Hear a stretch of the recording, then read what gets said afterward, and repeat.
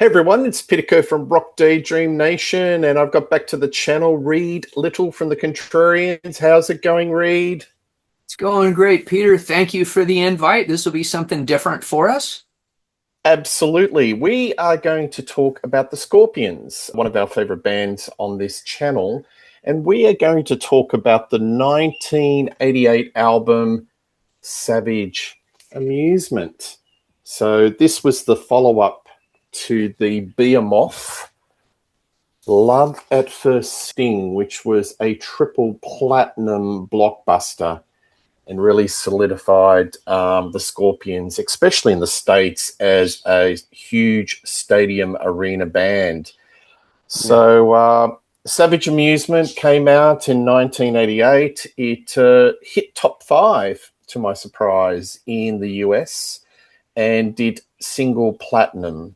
They were still a bit of a draw card, but a lot of folks really think this is a significant drop off, a bit of a disappointment, because there was a gap between Love at First Sting that came out, I think, in '84, and this Right. coming out in 1988. So, what's your recollection of this album in the day? I actually got it first week of release. What about you? Did you have any encounters with this album?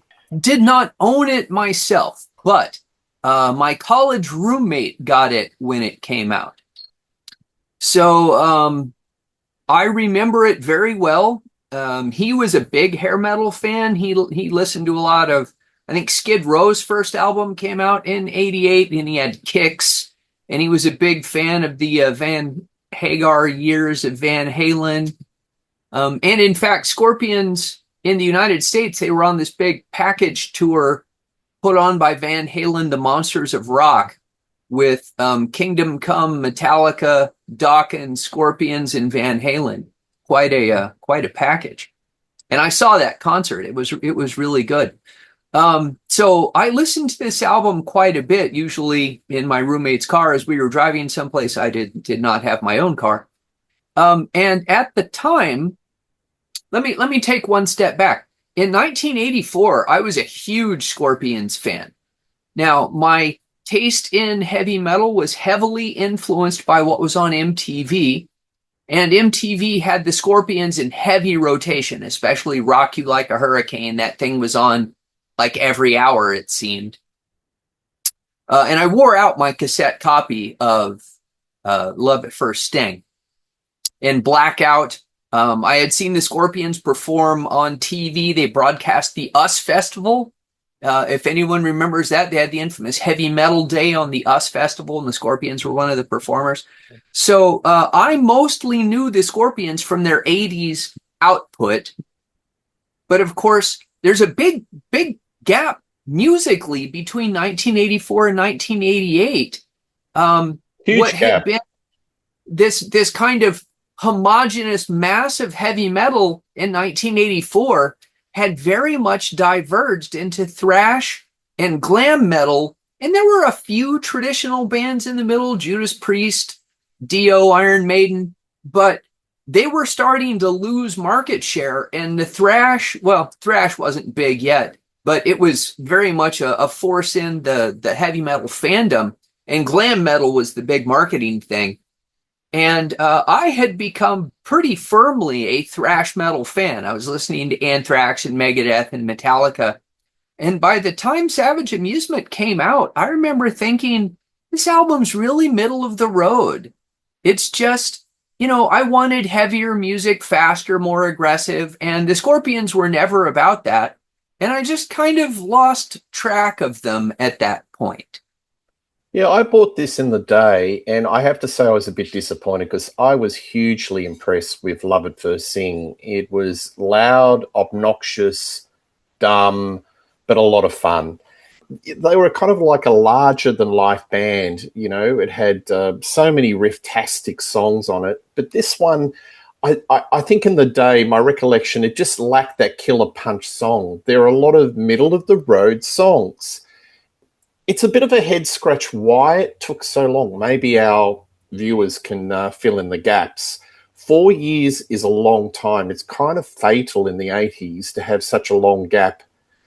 And to me, this album is like on the other side of what was happening in heavy metal production. I'm talking the Mutt Lange, Hysteria, those sort of albums. But look, the album cover, when you look at it, and I'll put it up, it doesn't, it's not outrageous. It was playing it a little bit safe, and I was a little bit kind of wary before I actually put the vinyl on the turntable.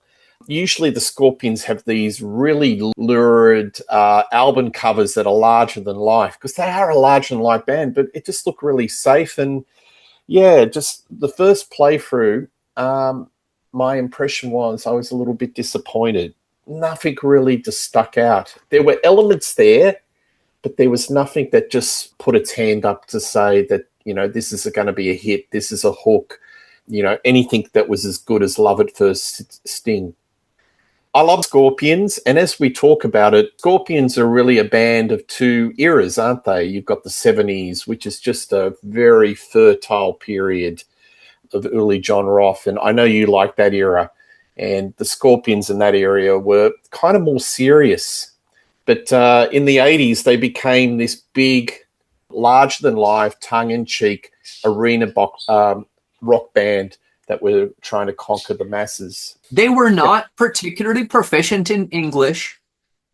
George Lynch from Dokken has these great stories about how Dokken was recording an album in the basement of the same studio that the Scorpions were up in, the room that you went to if you had money. The Scorpions were recording, and Dokken were down in the basement, and Scorpions would come down and ask them about their lyrics because they didn't speak English that well. So they would bring them lyrics and say, hey, what do you think of these? And now, of course, this is me relating a story I read from George Lynch years and years ago. But Lynch said they were horrible. And now he's like, after they stomped us at the record store, I kind of wish we had just let them flounder. But lyrics, never their strong point. Yeah. Well, there's a lot to forgive on Love at First Sting, but it's all part of the package. But the riffs on that album were just sensational, and I'd still, that's in heavy rotation in my household to this day. But look, this album I did play a lot, but none of it really stuck, and I just don't think there was anything that was truly memorable. So maybe we go through the tracks one by one, and that'll give our viewers a little bit of an indication of where this album sits with us in 2026, because time does change opinions. The first song is "Don't Stop at the Top."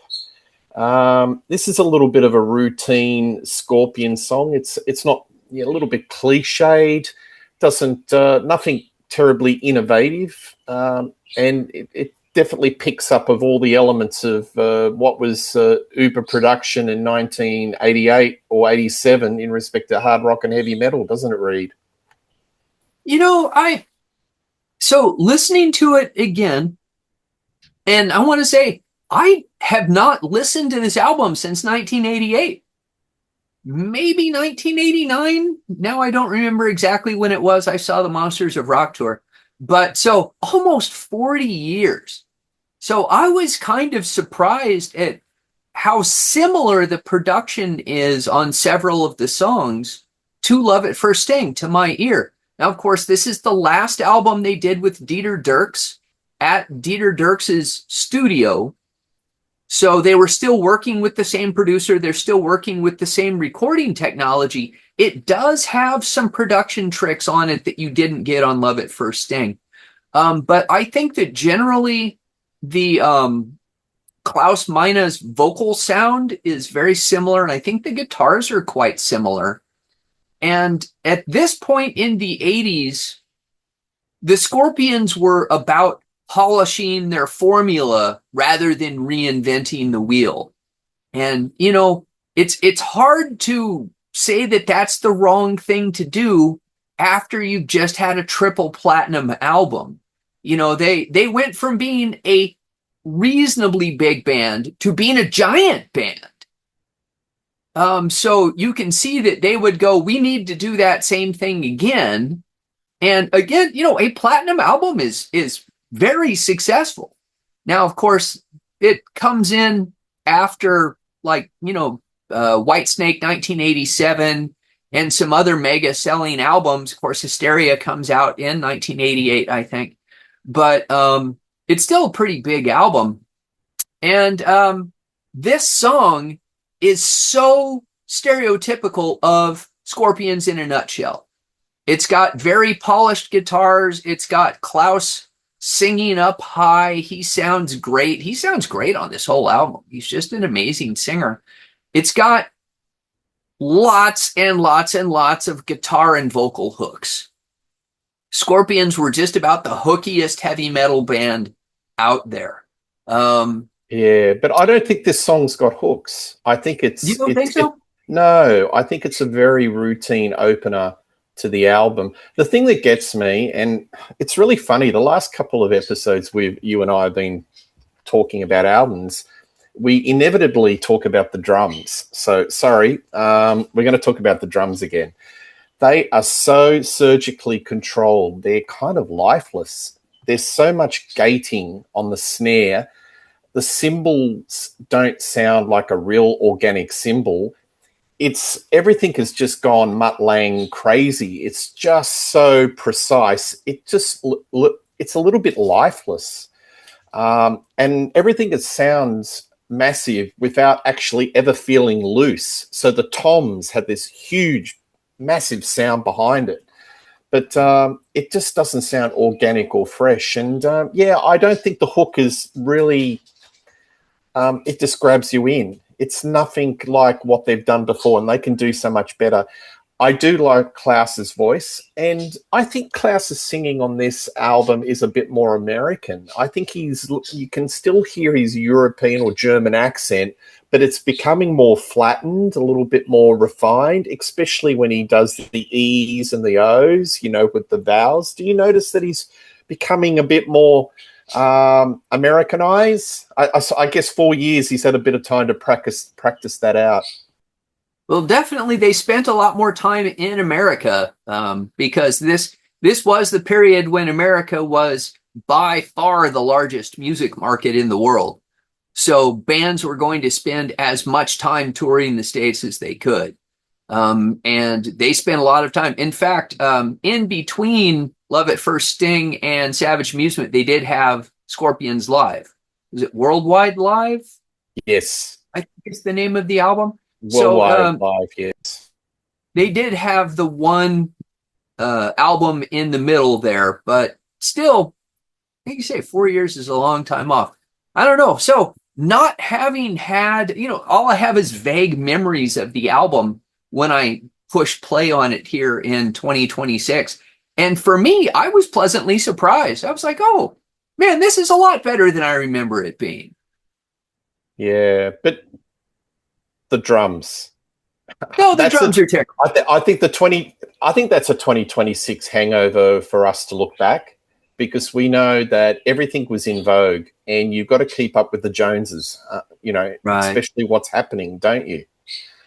I'm sure that there are hundreds of more worst examples of lifeless drums, but on something like this song, where you need something really beefy and organic, it's a little bit lacking. But anyway, Rhythm of Love, what do you think of this? This was a single off the album.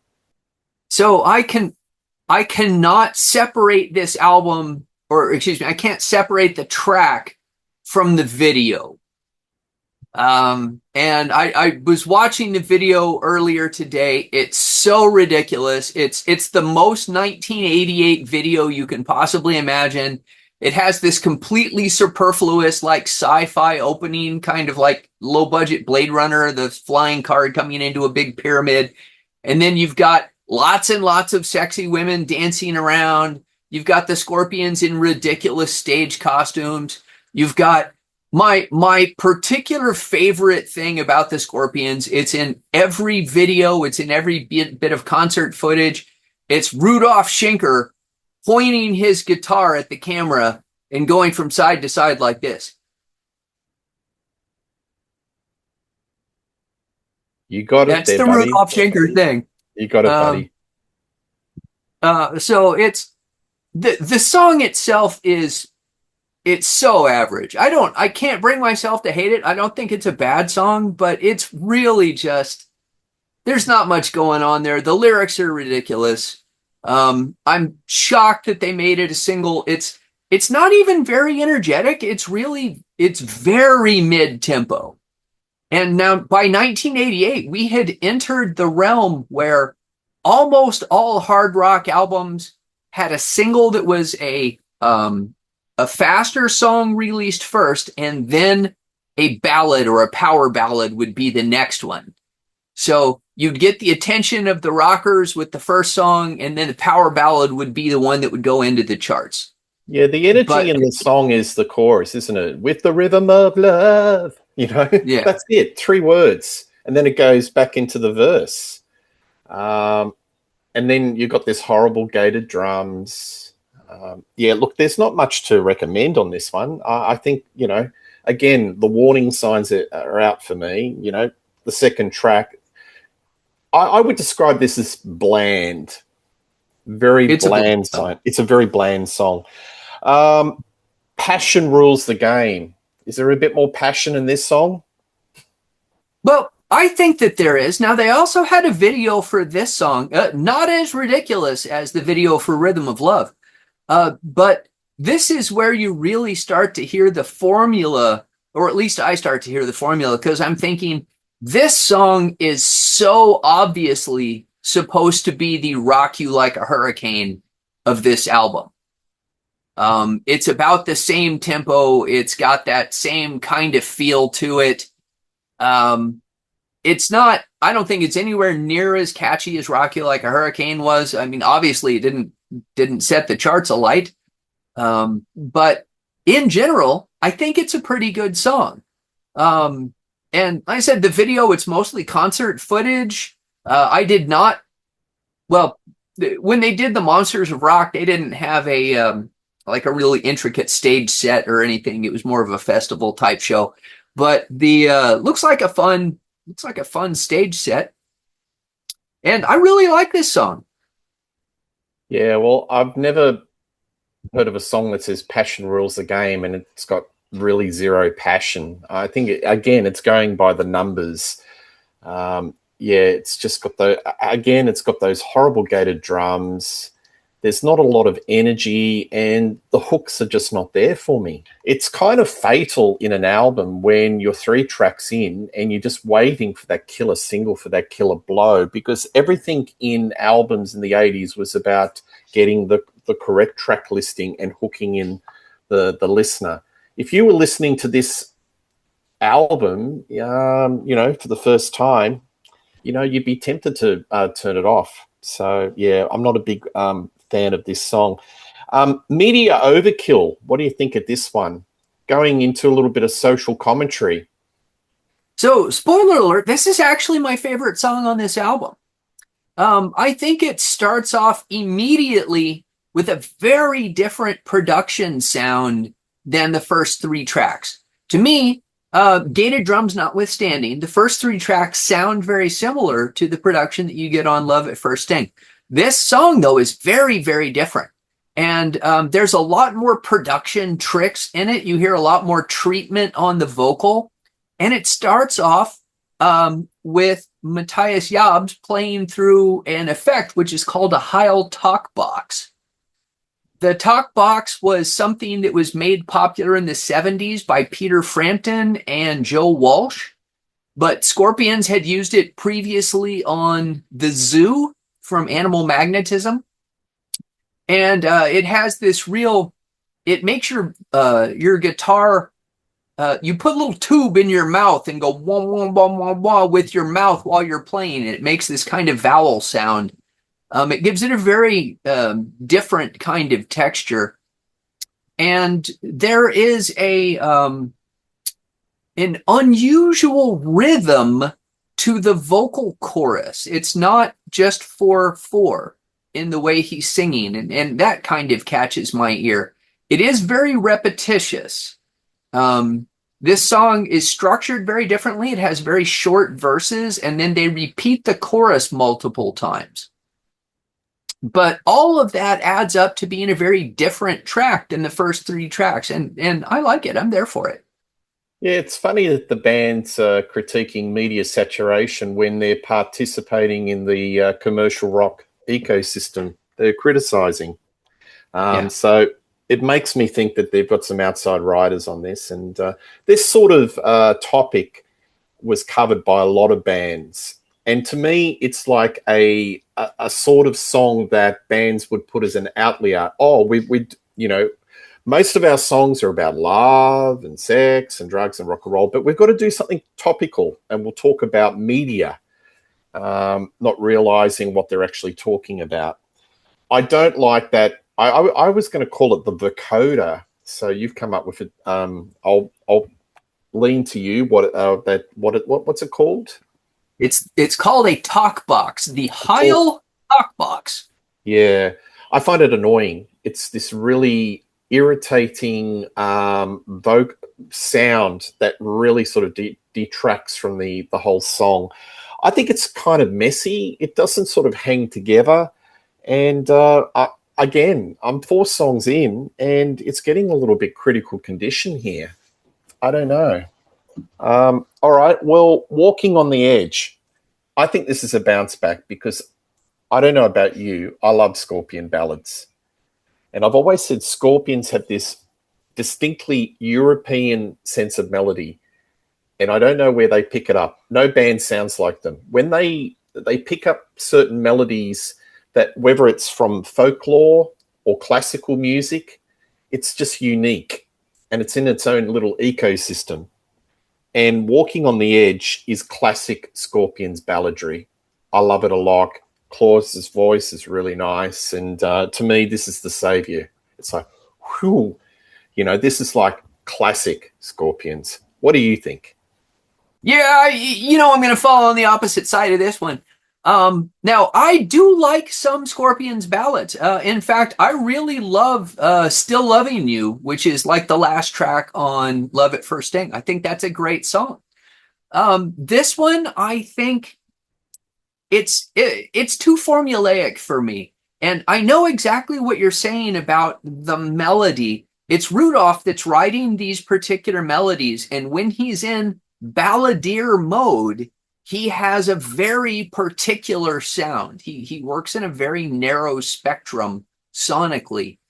And But to it's me, that unique, isn't it? It's unique. You don't hear anyone has I don't these melodies that nobody ever plays. It's sort of it's yeah. unique outside of Scorpions, but inside of Scorpions, it's like it's to me all of their ballads are kind of similar.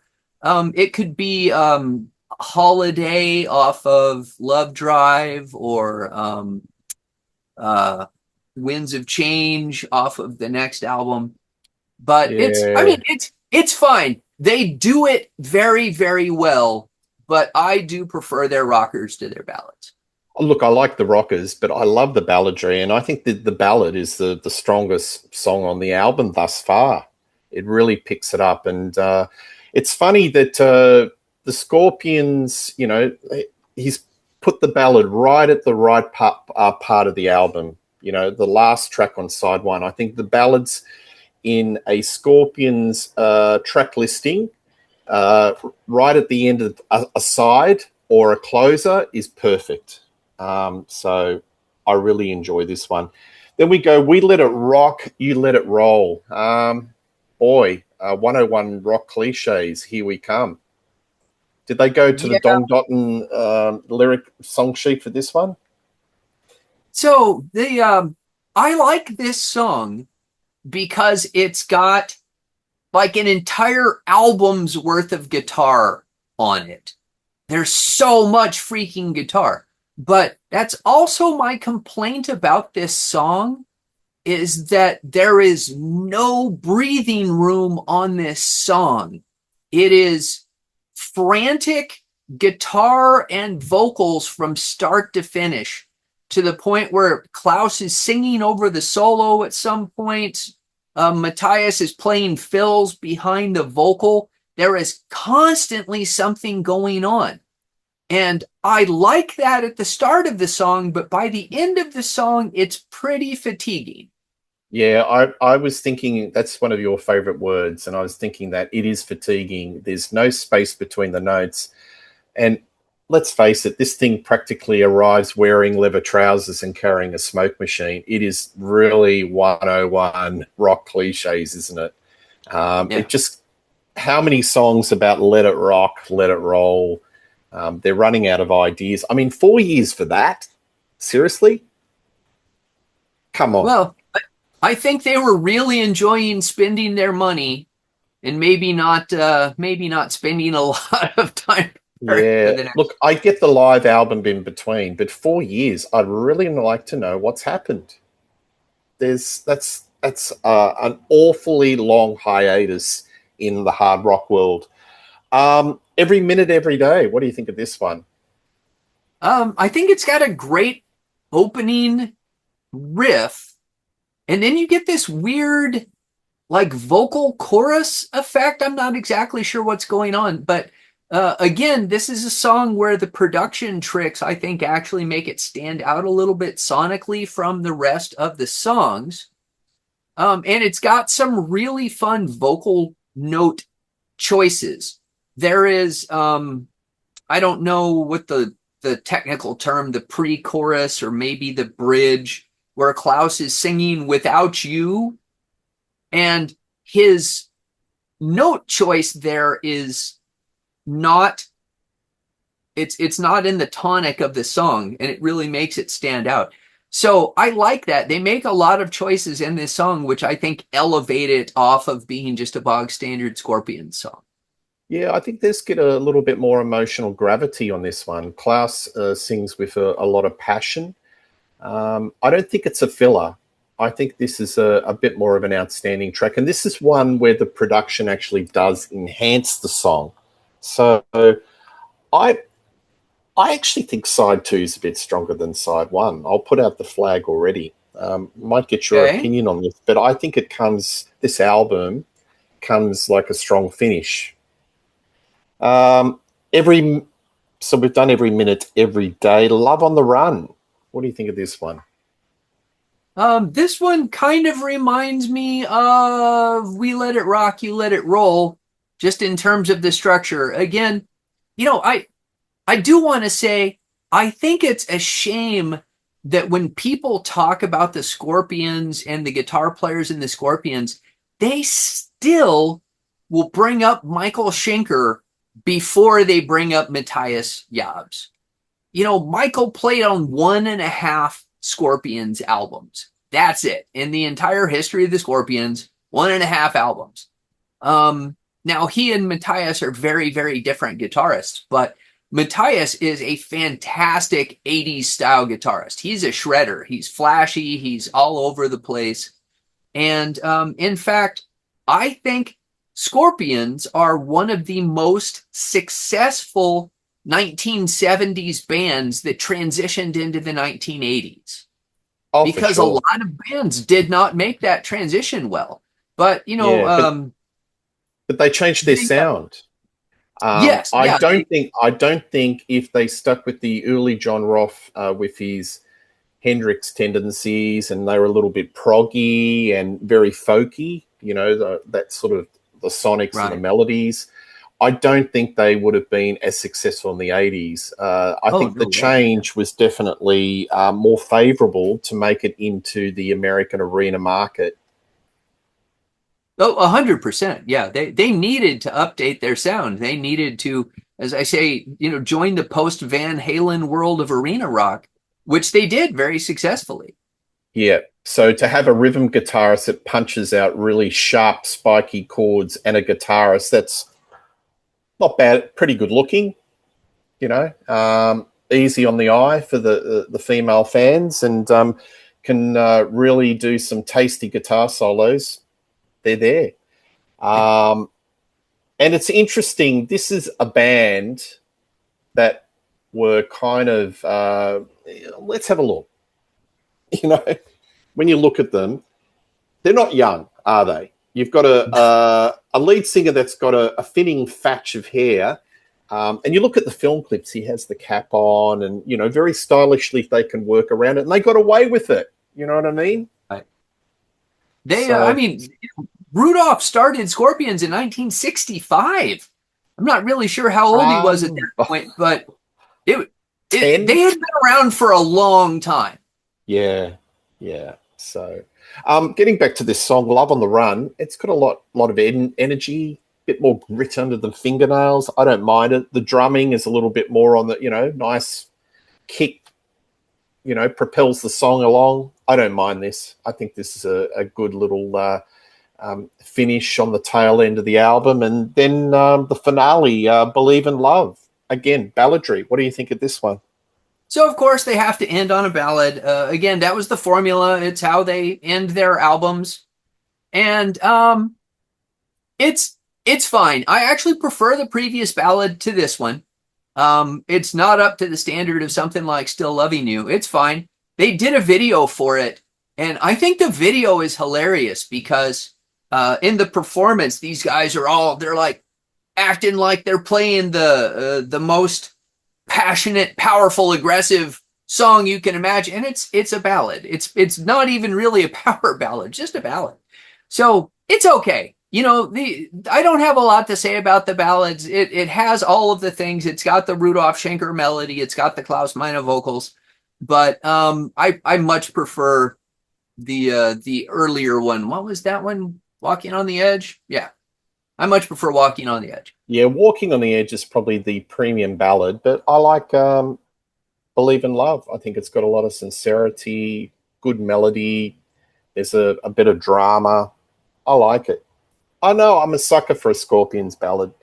Now, one thing I want to talk about, and you may not have listened to in preparation for the show, is the bonus tracks. When they did the 50th anniversary deluxe edition, they had basically another second disc of all these tracks that didn't make the album. I don't know if you've had a chance to listen to them, but I have. And boy, there's some real humdingers that it's a bit of a head scratch why they weren't on the album. You had Taste of Love, Edge of Time, Fast and Furious, Dance in the Moonlight, not to be confused by the Thin Lizzy one, Living for Tomorrow. So did you have a chance to listen to any of those songs? I did not, Right. but Well, I recommend it. They're really, yeah. really good. And again, some of them, I can't understand why they didn't make the cut. So I won't go into a deep dive analysis because you haven't, but definitely worth checking out, Reed. Did they not fit the formula as well? Would be my Heavier. question. Heavier. Heavier. Yeah. Okay. So I mean that's clearly it then, because this album, the biggest negative thing you can say about this album is it is a near rote attempt to recreate Love at First Sting, less successfully. With Bon Jovi, Def Leppard in the rearview mirror. You got to say it's too smooth, it's too polished. They are looking at what's happening in the rearview mirror instead of just going out and being crazy, wild guys. You know what I like about the Scorpions, and when I was saying they're big, they're dumb, they're fun, and all that sort of thing, and I don't say that in a derogatory sense, is the sense of fun and joy and just being larger than life. I just think it's just too polished. Someone's got the sandpaper and it's just polished down what made the Scorpions so wonderful. And when you look at their subsequent albums, I'm not too sure, Reed, if you gave up or, followed them as they went into albums like Crazy World or Face the Heat. They became even more blander and Yeah. less No, metal. I was off the Scorpions bandwagon at this point, and I did not pick up a new Scorpions release until Rock Believer came out. And that was a mighty return to form, wasn't it? Did you like that album? I did. Um, I don't think it's an astounding album, but it's good. I enjoy it.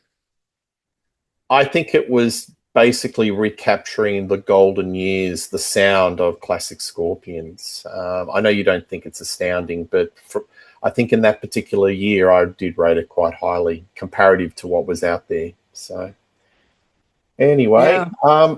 so final words on Savage Amusement. Well, again, I think at this point of our music listening careers, I apparently enjoy it a lot more than you do. I was pleasantly surprised. I was like, hey, this is, I had so much negative baggage associated with the album that it was easy for it to be better than I was expecting. And I really enjoyed listening to it. I mean, it's not going to vault over Love at First Sting or Blackout or Love Drive. Love Drive is probably arguably my favorite Scorpions album. But I enjoyed it. I'm actually was very glad that you had suggested this album because I had been kind of not looking forward to it. I was like, oh man, Savage Amusement. I didn't like that album. But now I was like, yeah, this is cool. I enjoyed it. Well, this album's not a total write-off. There's a lot of Scorpion things to enjoy: their melody, their performances, the arrangements. But all and on the whole, I think it's a little bit bland and too glossy for me. So, my recommendation is love at first sing and go backwards. You'll find some, yeah, I prefer those albums to this one. Reed Little, always a pleasure to have you on the channel. You can check him out on The Contrarians, Rock You Like a Hurricane. Please let us know what you think of this album, good, bad, or indifferent. We always like reading your comments. Please like and subscribe to Rock Daydream Nation. And one thing's for sure, Reed and I will be doing more shows in 2026 and beyond. Just check the channel out. Coming soon. See you later. All the best and cheers. Cheers, Peter.